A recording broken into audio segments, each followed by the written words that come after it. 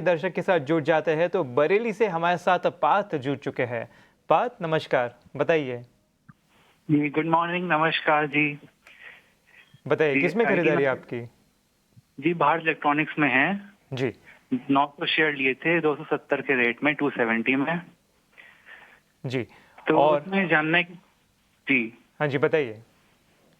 तो उसमें कि लॉन्ग टर्म व्यू रखें या फिर और परचेजिंग करें। डिफेंस सेक्टर की कच्ची कंपनी छांट के लिए ईटी नौ को फॉलो करते हैं।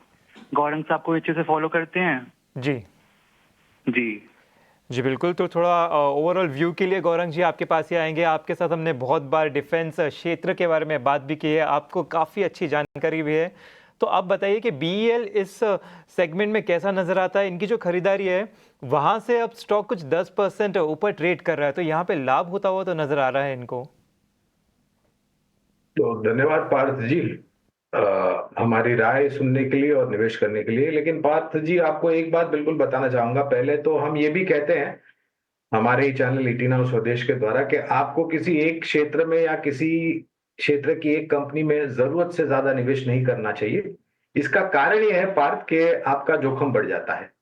तो मैं उम्मीद रखता हूं पार्थ कि आपके पास इस निवेश के अलावा अन्य निवेश भी होगा, क्योंकि आपके पास इसके 9,000 शेयर है। आपका खरीद का स्तर बहुत ही सक्षम है और नीचे का स्तर है 270 का। बुनियादी दर के आधार पर आज के तारीख में भी हमारी भारत इलेक्ट्रॉनिक्स लिमिटेड पर खरीदारी की राय है। जिस प्रकार से इस कंपनी को पिछले कुछ महीनों में ऑर्डर मिले हैं, तो ऑर्डर बुक की जो संख्या है वो बड़ी है। और मूल्यांकन को लेकर के भी, क्योंकि नए ऑर्डर मिले हैं, तो मूल्यांकन को लेकर के भी बढ़त हुई है।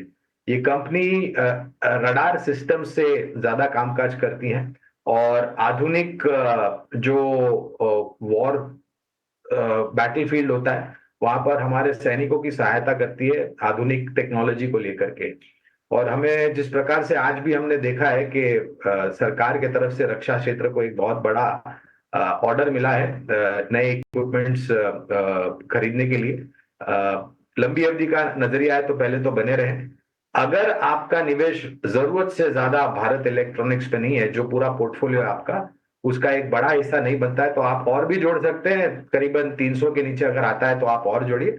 और अगर फैला हुआ आपका निवेश नहीं है तो मेरे ख्याल से ओवर एक्सपोज करने की जरूरत नहीं है। जो आपका निवेश है उसमें बने रहे। ठीक है, तो ये है सलाह बीईएल पर, जो भी निवेश है इसमें बने रहने की सलाह आपको दी जा रही है। अगले दर्शक हमारे साथ जुड़े हैं फोन लाइन पर, विजय भानुशाली। विजय जी नमस्कार, कहाँ से बोल रहे हैं आप? सवाल पूछिए अपना।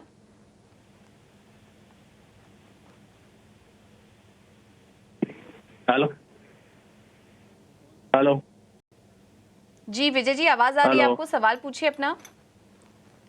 जी, मैंने ना इन पेट्रो बाय किया हुआ है।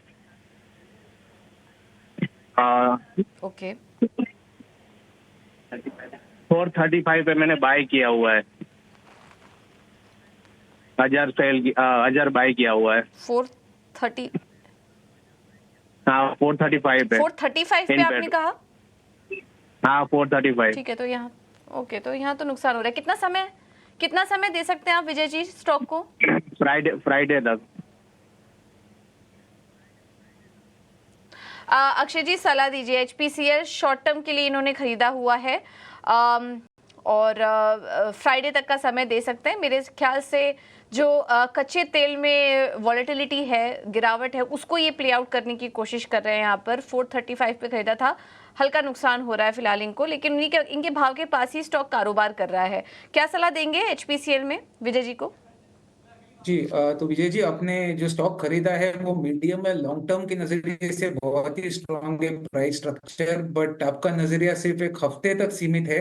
हफ्ते भर का नजरिया है तो थोड़ा कभी भी मुनाफा वसूली ऑयल मार्केटिंग कंपनीज में आ सकता है, क्योंकि शॉर्ट टर्म के स्तर पे बहुत काफी प्राइस अपसाइड हमने गए 3 से 4 ट्रेडिंग सेशन में देखने को मिला है। तो टेक्निकली थोड़ा सा जो है मुनाफा वसूली का ट्रिगर आज मॉर्निंग से देखने को मिला है। तो एचपीसीएल में मैं उम्मीद कर रहा हूं कि अगर आप शॉर्ट टर्म एक हफ्ते का अगर आप नजरिया रख रहे हो तो शायद 425 तक डाउनसाइड हो सकता है। तो शॉर्ट टर्म के लिए हफ्ते भर के लिए थोड़ा सा रिस्की है। होल्डिंग टाइम आपके पास कम है तो एक बार आप एग्जिट ले ले एचपीसीएल से।